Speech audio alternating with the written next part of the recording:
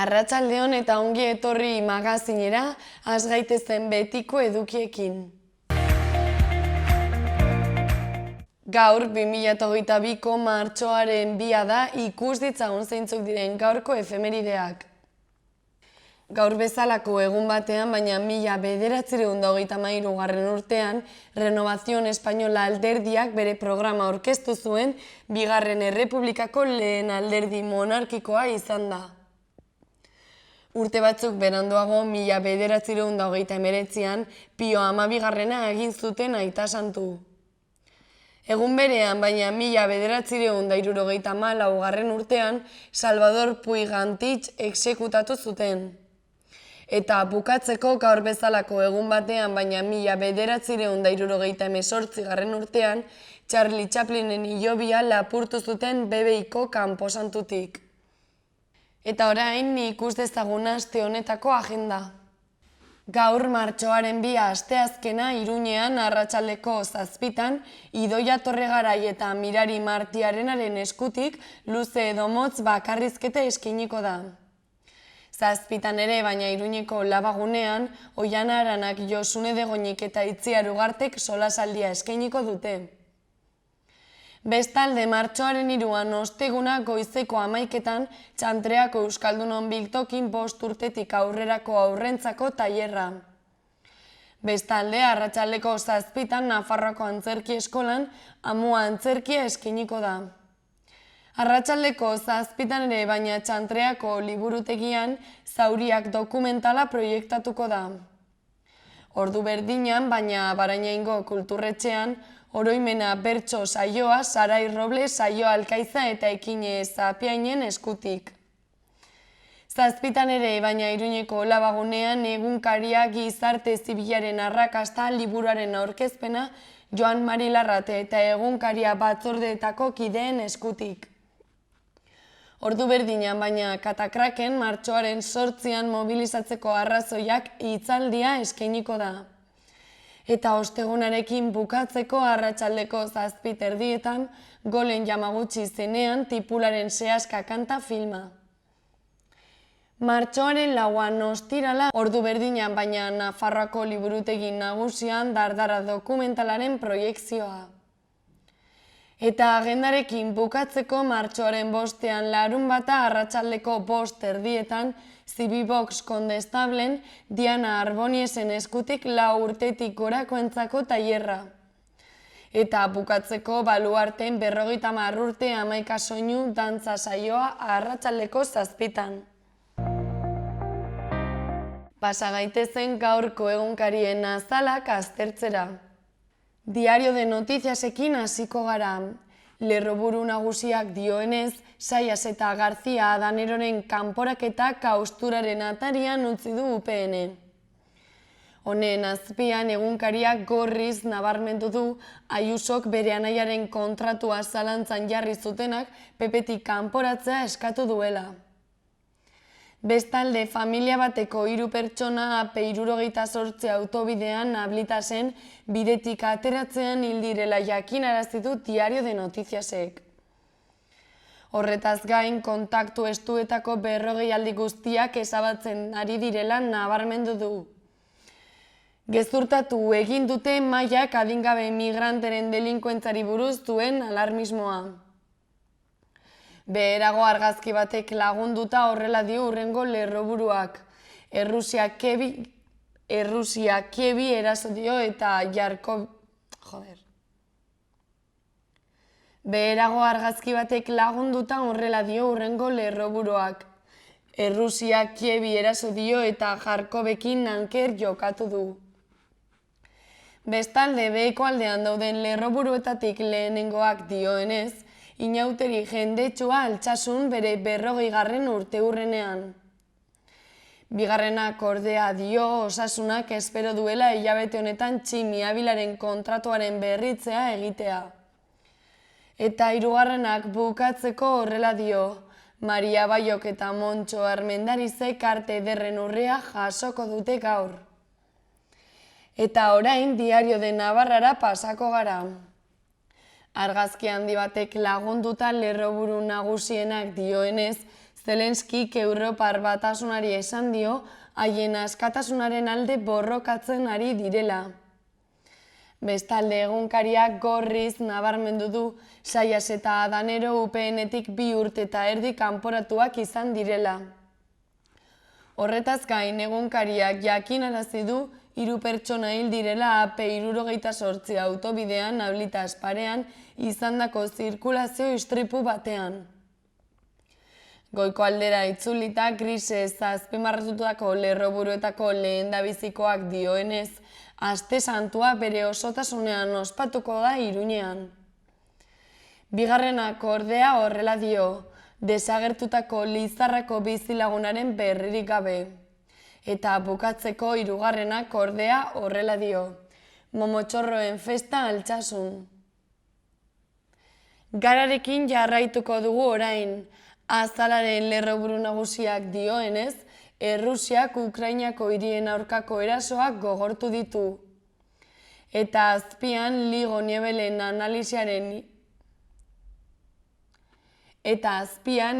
Niebelen analisiaren izenburuak horrela dio. 0 ordua iritsi da Alemaniarentzat. Ondoko lerroburuak bestalde horrela dio. Arkauteko oihanean zuzendutako soziogramen zantzuak. Honen azpian argazki batek lagunduta horrela dio hurrengo lerroburuak. Sexu erasoei erantzun masiboak Barakaldon eta Tolosan. Bestalde, beherago egunkariak nabarmendu du UPN-ek baieztatu duela Zayas eta Danero kanporatu dituztela. Horretaz gain PP-ek errelebo lasaia nahi duela eta Ayusok ordea mendekua azpimarratu du Garak. Ondoko lerroburuak dioenez Zaldibarko eskultura bat nahi dute. Eta bukatzeko egunkariak Aritz Intxustanen erreportaje baten izenburua nabarmendu du eta horrela dio. Superbakterioak gero eta erresistenteagoak. Berria egunkaria aztertuko dugu orain. Goiko aldean arrosaz azpimarratutako lerroburuak horrela dio. Astearte gizenean esnatu da uztaritzeko hartza ia 2 urte zibernatu eta gero. Beherago berriaren lerroburu nagusienak dioenez, UPN-ek militantzia eten die Zayasi eta Garzia Danerori 2 urte eta erdirako. Beherago argazki batek lagunduta horrela dio hurrengo lerroburuak, matxismoaren aurka ozen. Bestalde egunkariak azpimarratu du ACB altzairutegia bihar jarriko dutela martxan 2 hilabeteko geldialdiaren ondoren. Horretaz gain berriak Marta Guadalupe Rivera Ferreren IPCC-ko ikertzailearen aipuan nabarmendu nahi izan du eta horrela dio. CO2 isurketa kapaldu ezean ezin izango gara egokitu aldaketetara. Ondoan beste argazki batek lagunduta horrela dio hurrengo lerroburuak. Ukraina Europar Batasunak serio aztertuko du eskaria. Bestalde González kazetariaren atxiloketan abokatuaren arabera zeneik ere esku hartu zuela jakinarazi du egunkariak. Eta bukatzeko horrela dio azkeneko lerroburuak, itzal baten vampiroa. Eta Euskal Herria Irratia bukatzeko lerroburu nagusiena 03 plataformako Eider Garderen aipoa da eta horrela dio. Haurrezkuntzako dekretuak ez die aurren beharrei erantzuten. Bestalde, NUPek berdintasun plana aurkeztu duela genero desberdintasunari buruzko begirada eguneratzeko 86 ekintzarekin azpimarratu du Euskal Herria Irratiak. Eta bukatzeko Nafarroako parlamentuak alderdi kanabiko baten legez kanporatzea bertan behera utz dezala eskatu diola Espainiako gobernuari nabarmendu du Euskal Herria Irratiak.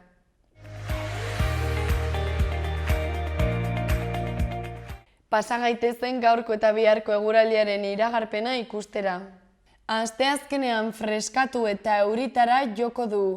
Tarteka ostarte batzuk zabalduko diren arren hodeiak gailenduko dira zeruan eta zaparradak botako ditu. Arratsalde gau partean atertzera egingo du Eguna epeletik hasi dugu, baina temperatura maksimoek nabarmen egingo dute behera eta balio altuenak 12 eta 15 gradu zentigradukoak izango dira. Mendebal osagaiko haizea ibiliko da eta gauean hegoaldera egingo du. Bihar ostegunean giro hotza eta euritsua, litekena da eguna lehorretik hastea goizaldean eta goizean goiz hego ukitu haizea ibiliko baita. Goizean edo eguerdi partean fronte hotz bat sartuko da, haizeak mendebal ipar mendebaldera egingo du eta bizitu egingo da. Fronte hotz hori emankorragoa izango da eta giro eguzkitsua ekarriko digu. Prezipitazioa denera zabalduko da, baina ipar partean ugariagoa izango da eta bertan pilatuko da litroa kopuru handiena. Temperaturak behera egingo du bereziki haize aldaketa gertatzen denean eta gauean elurkotan 1200 metrora jaitsiko da.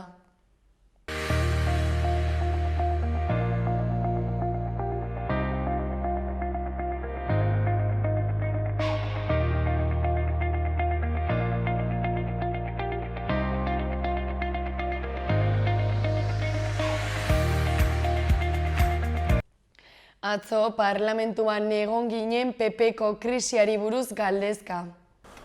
Bueno, aldatu dezake, noski, baina berez ez dugu uste. Gehiagia aldatuko duenik behintzat legealdi honetan.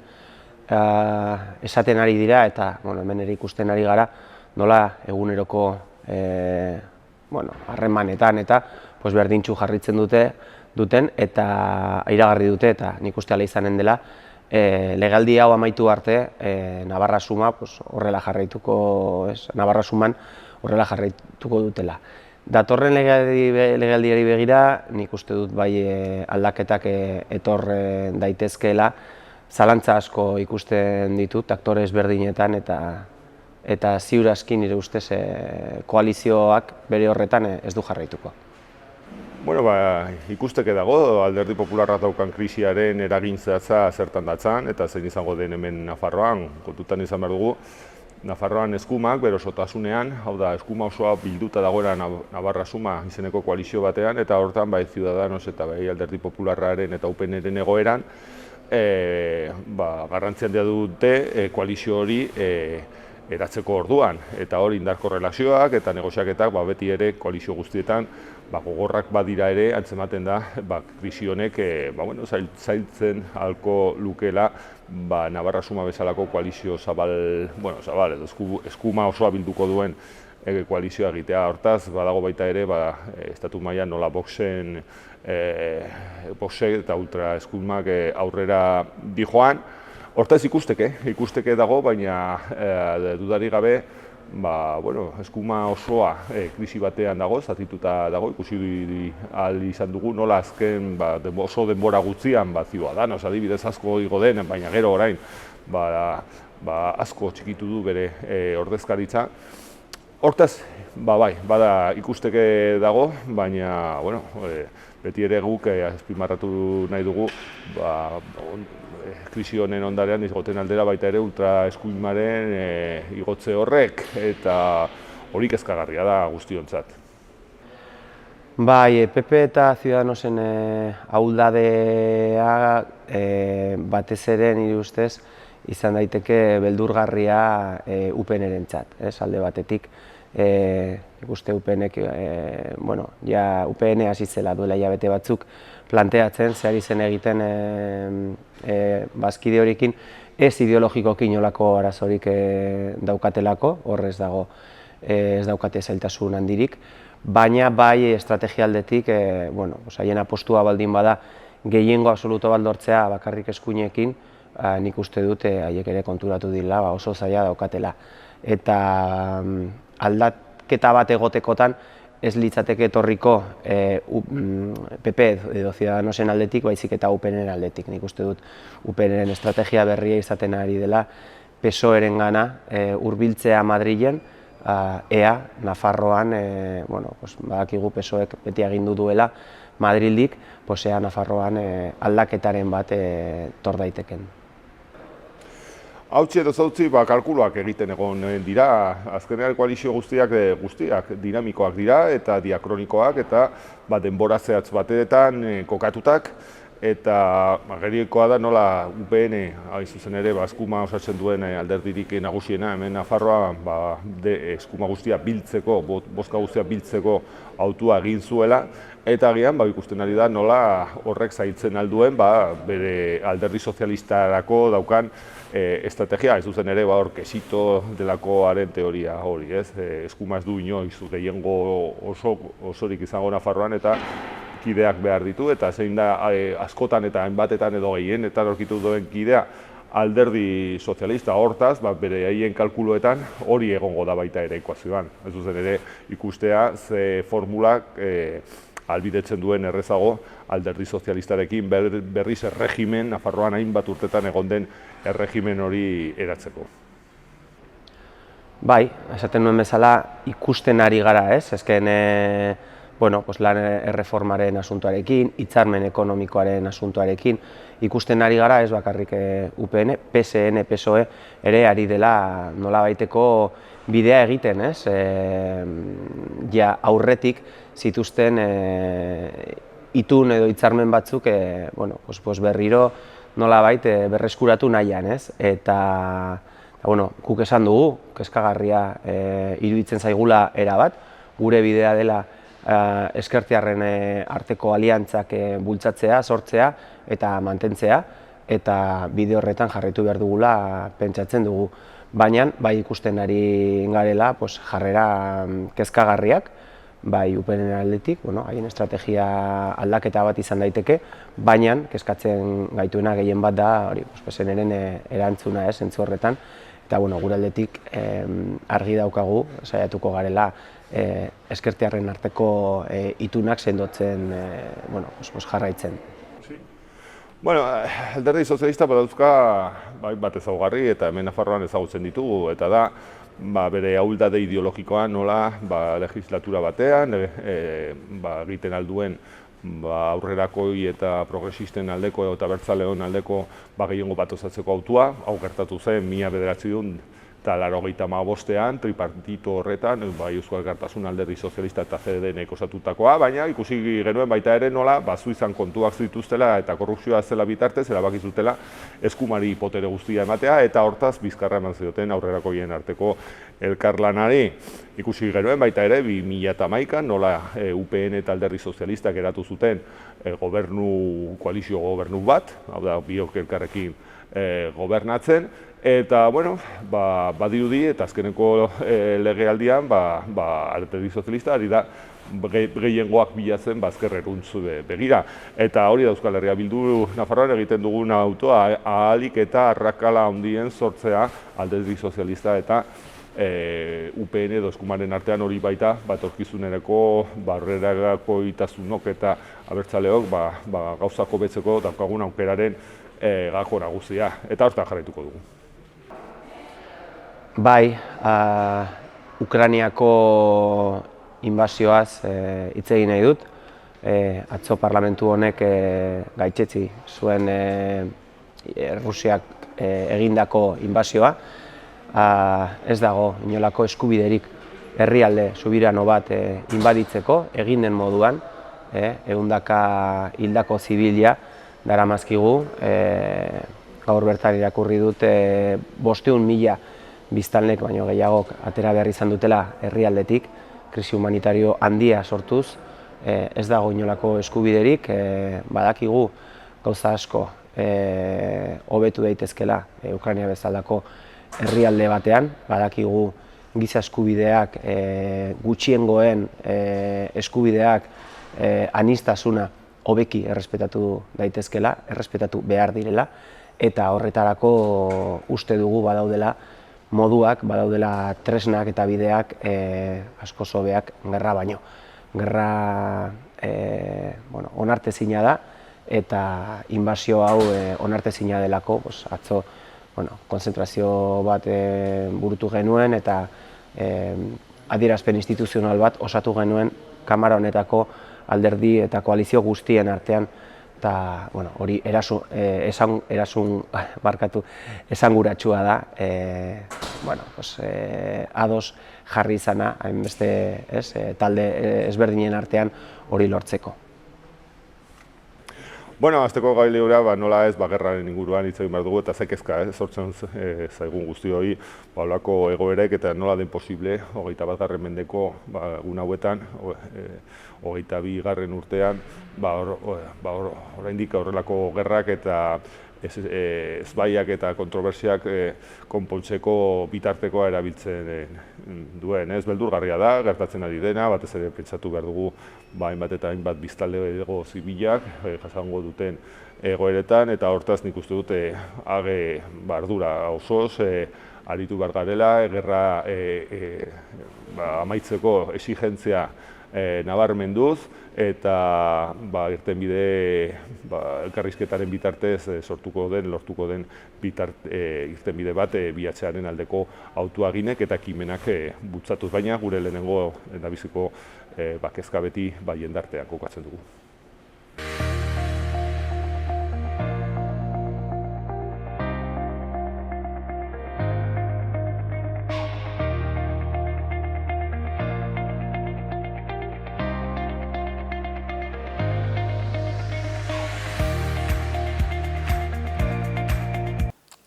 Ikus ditzagun Iruñerriko udaletako albisteak. Eguesibarriko udalak Sareiren aldeko Corremos por Ellas lasterketa solidarioa aurkeztu du gaur Sarrigurenen. Lasterketa martxoaren 12an goizeko 11etan ospatuko da Sarrigurengo Joakin Lizarraga ikastetxea irteera eta helmuga izanik. Izena emateko 2 euro ordaindu beharko dirua bularreko minbizia ikertzeko erabiliko da. Izena emate udalaren web orriaren bidez egin ahal izango da, Sarai elkarteko Marikruz Gardek eskerrak eman dizki udalari ekimen honengatik, bere interesagatik eta dedikazioagatik. Bestalde, 2021eko kirolsarien hautagaitzak bozkatzeko epea zabalik dago. Eguesibarren erroldatuta duten 16 urtetik gorako herritarrek otsailaren 28tik martxoaren 14 eman ahal izango dute botoa saridunak aukeratzeko. Iruñean Enrique Maia Iruñeko alkateak eta Maria Caballero gizarte zerbitzuetako gizarte ekintzako eta kiroleko zinegotziak Silla de Ruedas Nafarroako kirol elkarteko ordezkariak hartu zituen atzo eguerdian udaletxean. Udalaren eta erakunde horren arteko harremana duela hilabete batzuk hasi zen, udalak astero Arrotxapeako kiroldegia erabiltzeko baimena eman zienean entrenamenduak egin ahal izateko. Horretaz gain, ostegun, ostiral eta larunbat honetan, Iruña Stok kanpaina itzuliko da hiriko saltokietara.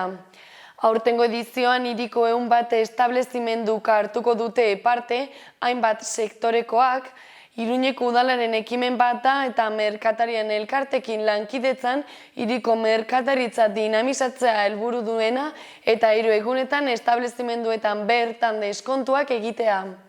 Kanpainari atxikitako establezimenduak Iruña Stok 2022 promozioaren kartelarekin identifikatuko dira eta toki ikusgarri batean jarriko dira. Bezeroi jakinarazteko aukeratutako egunetan deskontu bereziak dituzten produktuak eskaintzen dituztela prezioetan. Bestalde, Milagrosa auzoko Manuel de Falla eta Rio Urrobi kaleen bidegurutzea itxita egongo da datorren ostegunetik aurrera. Eremu horretan egiten ari diren berrurbanizazio obrek eta sareak berritzeko lanek bigarren faseari ekingo diote bi kale horiek bat egiten duten lekuari hain zuzen ere. Eta bukatzeko gaur goizean ezagutu du herritarren gaietarako batzordeak Iruñeko udalak Milagrosa auzoko gizartea eta parte hartzea suspertzeko egindako aurretiazko azterlana. Auzoaren gizarte eta hiri konplexutasuna aztertzen lagunduko duten alternatibak bilatzean oinarritzen da lana, bai eta informaziotik haratago doazen partaidetza prozesuak garatzean ere. Horrela, Milagrosako biztanleek eurengan zuzeneko ahotsa izatea erraztuko duten harreman, konfiantza edo ekintza alderdiak indartzeko.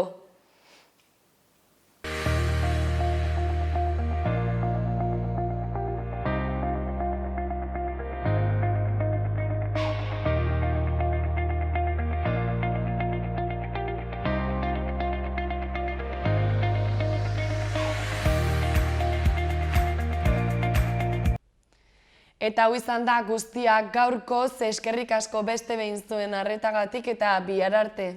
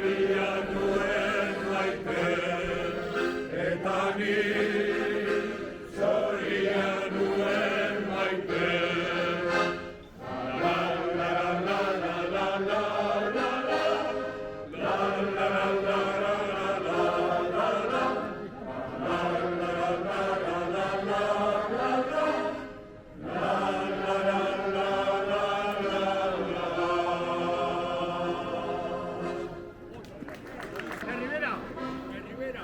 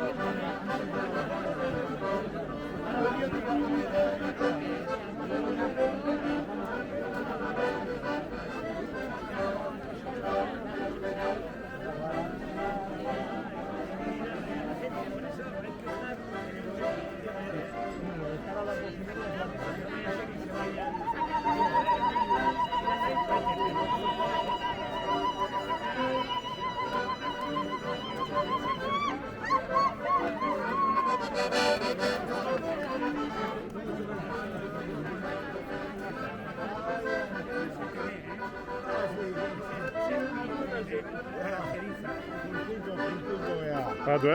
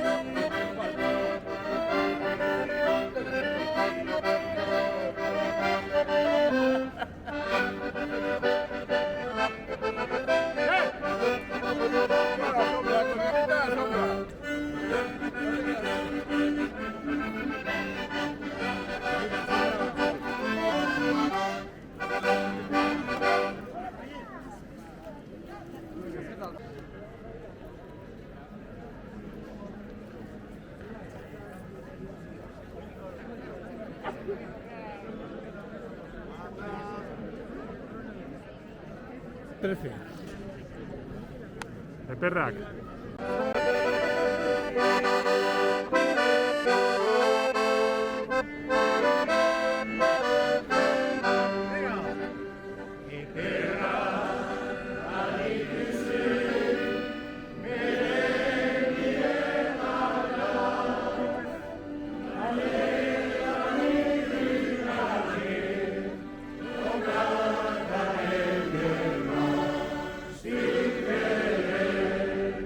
Madrid.